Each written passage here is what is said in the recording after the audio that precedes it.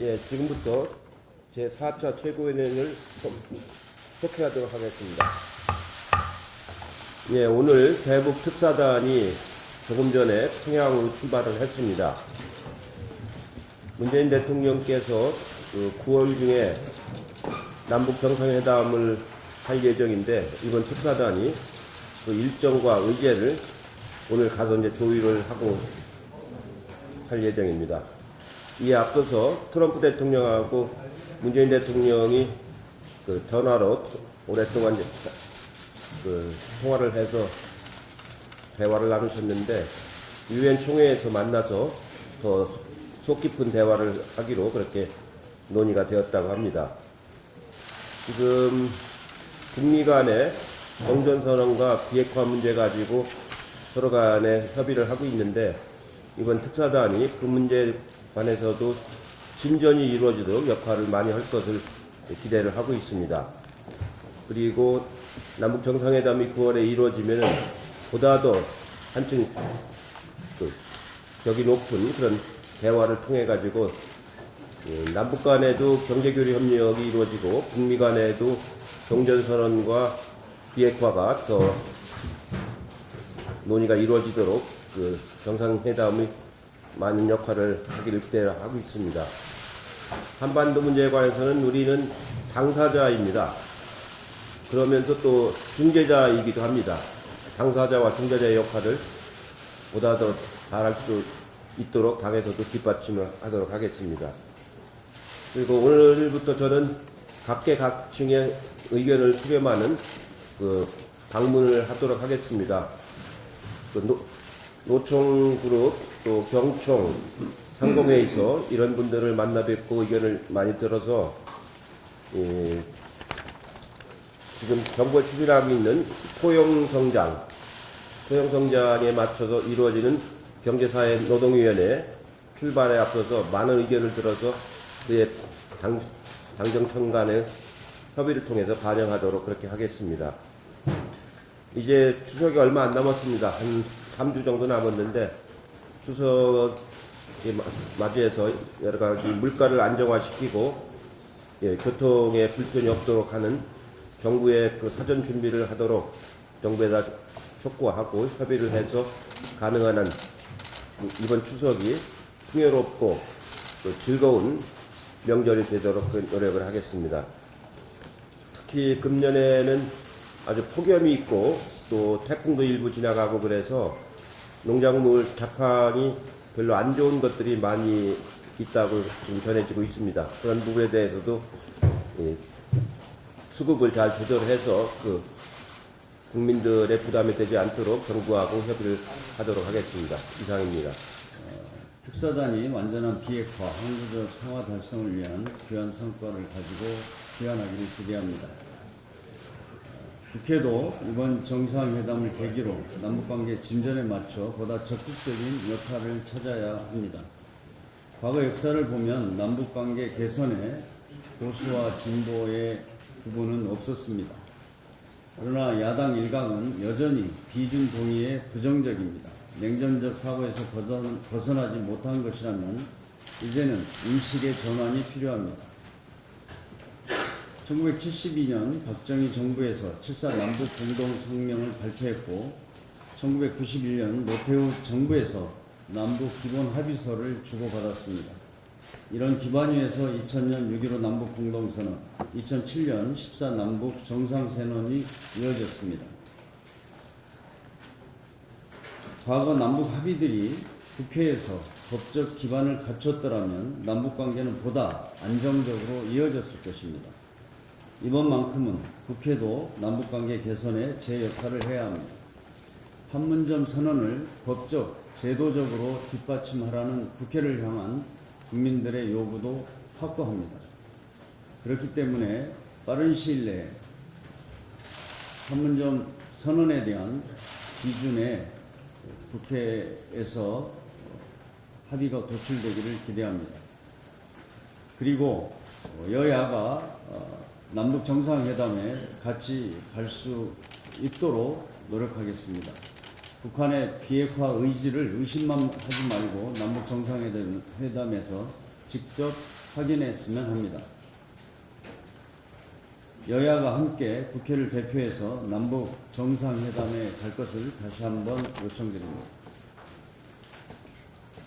한미 FTA 개정 협상 결과가 지난 3일 공개되었습니다.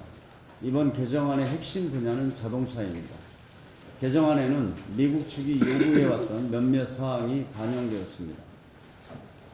한국산 픽업트럭 관세 철폐 시한을 20년 더 연장하고 미국산 자동차의 국내 수출 허용량을 2배로 늘리는 내용입니다. 국내 자동차 산업에 미치는 영향은 제한적일 것으로 예상됩니다. 이번 개정안은 미국의 강화되고 있는 보험무역 규제에 대한 방어막이 될 것입니다. 미국 정부는 국가 안보를 지킨다는 명목으로 지난 5월부터 수입 자동차와 부품에 대해 무역 확장법 232조 적용을 검토하고 있습니다. 자국 자동차 산업에 위험이 된다고 판단되는 국가의 자동차 수출에 대해 최고 25%의 관세 폭탄을 부과하겠다는 것입니다. 한미 FTA 개정은 국내 자동차 업계가 무역 확장법 232조에 무방비로 노출될 가능성을 줄이게 되었다는 점에서 큰 의미가 있습니다. FTA 개정안에 미국 측 요구를 충분히 수용함으로써 자동차 분야에서 무역 불균형이 없음을 미국 정부에 이해시킬 명분을 갖추었습니다. 최근 미국이 멕시코와 잠정 합의한 나프타 개정안과 비교할 때 한미 FTA 개정 협상의 성과도 많습니다. 멕시코는 자동차 부품 원산지 비중을 현재 62.5%에서 75%로 높여야 합니다. 멕시코에서 만든 자동차를 미국에 무관세로 수출하려면 부품 4개 가운데 3개를 미국, 캐나다, 멕시코산 부품을 써야 한다는 이야기입니다. 반면 우리는 미국산 부품 비중을 확대하라는 미국 정부 요구에 대해 현행 원산지 부품 비중인 35%를 그대로 유지하는 성과를 얻어냈습니다. 이번 한미 FTA 개정 결과로 미국 정부를 지속적으로 설득해 나가야 됩니다. 우리 자동차 업계가 미국 경제의 기여도가 높다는 점도 적극 알려야 됩니다. 이번에 한미 FTA 개정을 지렛대로 삼아 무엇보다 미국의 관세 폭탄 우려를 걷어내야 합니다. 지난 7월 여야 5당 원내대표가 통상외교에 나섰던 것처럼 국회도 통상 문제에 초당적으로 협력해 줄 것을 부탁드립니다. 이상입니다. 예, 오늘 2015년에 대법원이 일선 법원 공보관 장명비 예산 수억 원을 소액 현금으로 분할해서 전액 인출한 후 이를 인편으로 법원행정처에 전달해서 비자금을 조성했고 이 과정에서 허위 증빙 서류까지 만들었다라는 내용의 보도가 있었습니다. 이 나라의 정의를 바로 세우는 것을 업으로 해야 되는 사법부가 비자금을 조성하고 그 과정에서 예산을 횡령했다고 하니까 이야기를 듣는 것만으로도 정말 얼굴이 화끈거릴 정도입니다. 법원개혁은 이제 제대로 시작돼야 됩니다. 이를 위해서 국회 역시 하루빨리 사개특위를 구성해서 법원개혁에 나서야 됩니다. 자유한국당에게 정말 당부드립니다. 하루빨리 사개특위 구성에 협조해서 국회가 더 이상 직무를 유기하지 않도록 해주셨으면 좋겠습니다. 이와 관련해서 오전에 저희 더불어민주당 소속 사개특위 위원들 전원이 사개특위 조속 구성 촉구하는 기자회견도 가질 예정입니다. 그리고 어제도 역시 또 안타까운 소식이 있었는데 삼성전자 기흥 사업장에서 소화용 이산화탄소가 유출돼서 협력업체 직원 1명이 숨지고 2명이 크게 다쳤다는 소식이었습니다. 근데 이 사건에서도 또다시 논란이 된 것이 바로 늑장 신고 문제였습니다.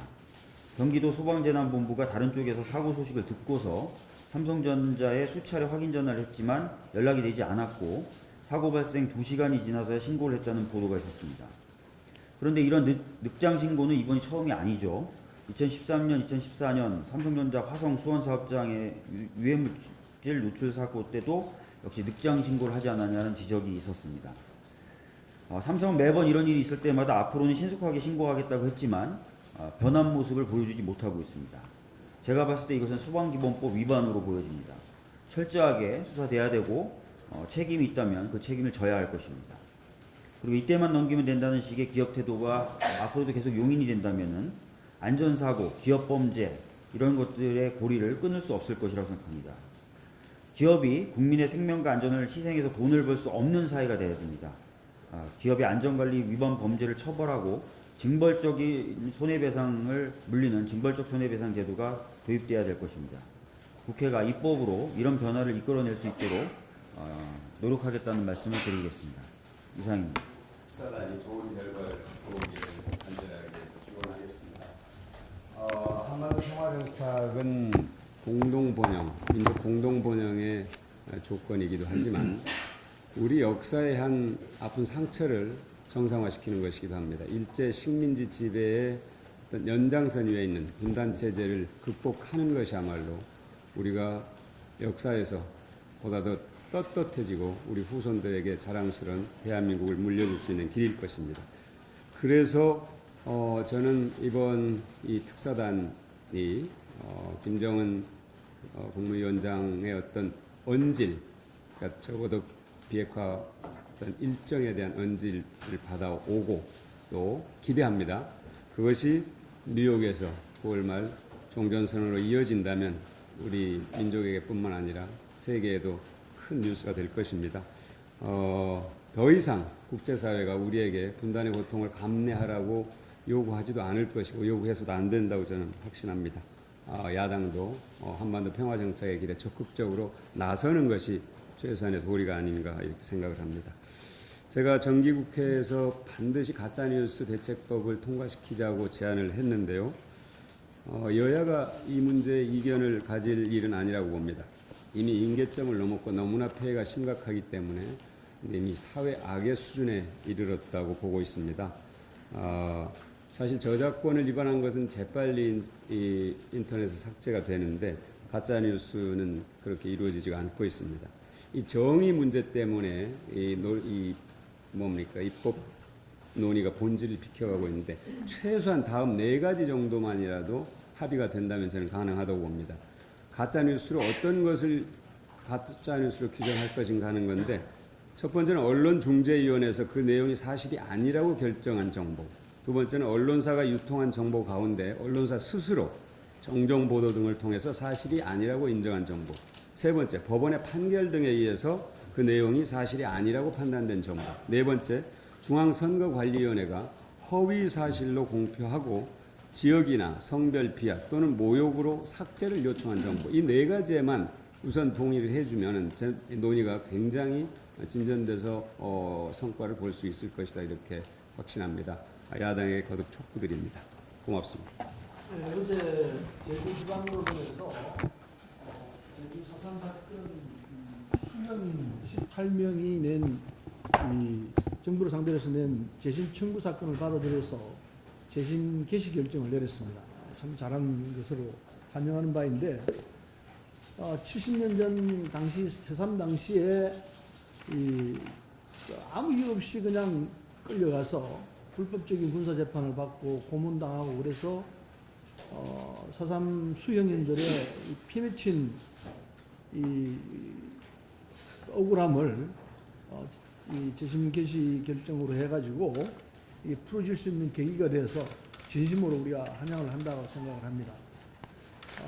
4.3 사건 관련자들은 본인들뿐만 아니라 그 가족들까지 연좌제로 인해 가지고 공직 취업 등의 제한을 당하는 참으로 말 못할 고통들을 당했습니다.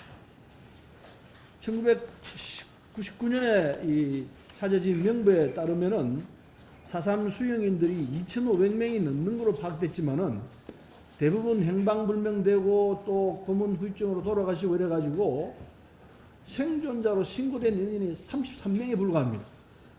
그나마 이분들도 이 여러 가지 장애를 겪다가 좀 돌아가시고 그러고 있는 판인데, 이 생존자 한 명 한 명은 후손까지 말씀드린 대로 그 고통을 당했습니다.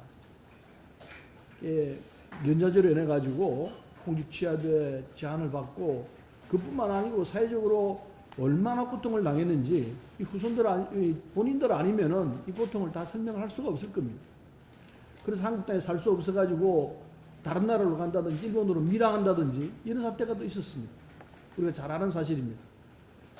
이 4.3 70주년을 맞이해서 정치권에서 제주 4.3 특별법 개정 작업이 추진되고 있습니다. 여기 보면은 그 개정안에 제주 4.3 수용연에 대해 진행한 군사회의 재판 일체를 무효로 한다라는 조항이 있습니다. 그래서 제주 4.3이 제대로 된 역사로 기록되고 평가받을 수 있도록 한다는 이런 취지에서 이 작업을 하고 있는데 앞으로 이 작업 약차를 가해서 제주 4.3으로서 이 희생당하고 그리고 억울한 옥살이를 한 분들에 대해서 한을 풀어줄 수 있는 이런 조치를 우리 사회가 빨리 해야 한다는 입장에서 이번 이 제주지방법원에서 받아들여진 재심 개시 결정으로 인해서 4.3을 치유할 수 있는 기회가 돼서 참으로 다행스럽다 이렇게 생각합니다. 이상입니다. 2차 대북 특사단 단계는 경제적 관점에서도 매우 중요합니다. 관련해서 한 가지 주목할 만한 연구 보고서를 소개하고자 합니다. 지난 9월 3일 한국은행이 발표한 북한 관련 지정학적 불확실성이 우리 경제에 미치는 영향 연구에 관한 보고에 따르면요. 북한 관련 지정학적 불확실성이 증가하는 경우 주가 하락, 원화 가치 하락, 외국인 단기 투자 자금 유출, 시장 금리 하락, 물가 하락, 산업 생산성의 감소 등의 금융 경제 변수에 부정적 영향을 미칠 뿐만 아니라 이 영향이 2-3개월 후까지 물가와 산업 생산을 감소시키는 것으로 분석되었습니다. 반면에 북한 관련 지정학적 긴장이 10% 완화되면 거시경제에 긍정적인 효과가 나타나고 외국인 투자 자금은 8억 달러가 증가한다는 분석 결과를 발표했습니다. 이 연구를 통해 북한 관련 지정학적 불확실성이 우리나라의 금융 변수뿐만 아니라 실물 경제에도 파급된다는 점이 다시 한번 확인되었습니다.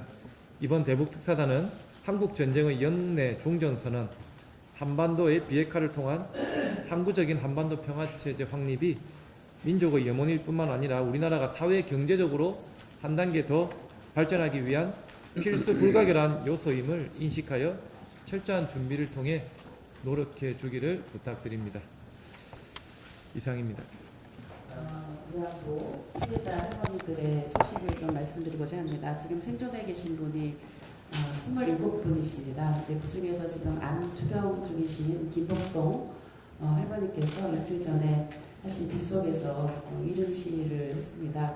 아마 그 이른 시위를 하게 된 이유는 박근혜 정부에서 잘못한 그 한일 간의 합의에 대해서 이 문제를 사실 문재인 정부가 정의롭게 해결하고자 하고 있는데 그 중에서 화해치유재단에 대한 해산이 이루어져야 되는데 이 해산이 이루어지지 않고 있는 것에 대해서 좀 빨리 연내까지 해결한다라고 하는 총리님의 말씀이 있으셨지만 연내까지 갈 문제가 아니라 좀 조속히 이걸 해산하는데 좀 우리 정부가 나서야 되지 않느냐 이런 시위를 직접 하시게 돼서 좀 안타까운 마음입니다. 그 한일 일본군 위안부 피해자 문제 합의 검토 TFT는 이미 2015년 12월 28일 그 한일 합의의 내용과 그 절차상의 문제가 있었음을 이미 밝혔습니다. 그 합의 내용에는 화해치유재단이 포함되어 있었기 때문에 그 잘못된 합의에 근거한 화해치유재단도 조속히 해산하는 것이 그 TFT에서 나온 결과에 따르면 이치에 맞다고 생각합니다. 이미 그 재단의 이사들도 그 사의를 다 표명을 했고 당연직 이사 여성가족부하고 외교부에서 파견되어 있는 당연직 이사 3명만 남아있는 상태이고요. 또 올해 1월부터는 피해자에 대한 위로금 지급은 물론 아무런 사업도 진행하지 못하고 있습니다. 그래서 사실은 법적으로는 재단의 해산 또는 허가 취소가 가능한 것으로 검토가 되고 있는 것을 알고 있고 이미 이 재단은 아무 사업도 하고 있지 않은데 일본에서 받은 위로금에서 인건비와 운영비가 매달 2,800만 원이 집행이 되고 있습니다. 이는 일본군 위안부 피해자 할머니들의 공분을 사기에 충분한 것이라고 생각합니다. 사실 이제 우리 정부도 그 일본에서 받은 소위 위로금 10억 원에 대해서는 돌려주기 위해서 그 전액 충당금을 이미 예비비로 편성을 했습니다. 103억이라고 하는 돈을 예비비로 편성을 하고 있는데 이것을 과연 어떻게 반환하고 처리할 것이냐라고 하는 건 좀 더 외교적인 문제가 있기 때문에 거기에 대한 검토는 필요하다고 생각합니다. 어쨌든 그 10억 원을 돌려주는 것뿐만이 아니라 이 화해치유재단에 대해서는 조속히 이 굴욕의 피해자들을 고려해서 해산에 대한 요구가 있다는 것을 주목을 해서 정부에서도 좀 적극적인 노력을 해주시고 저희 당에서도 이 문제에 대해서는 관심을 갖고 계속 체크를 하도록 하겠습니다. 예, 이상입니다.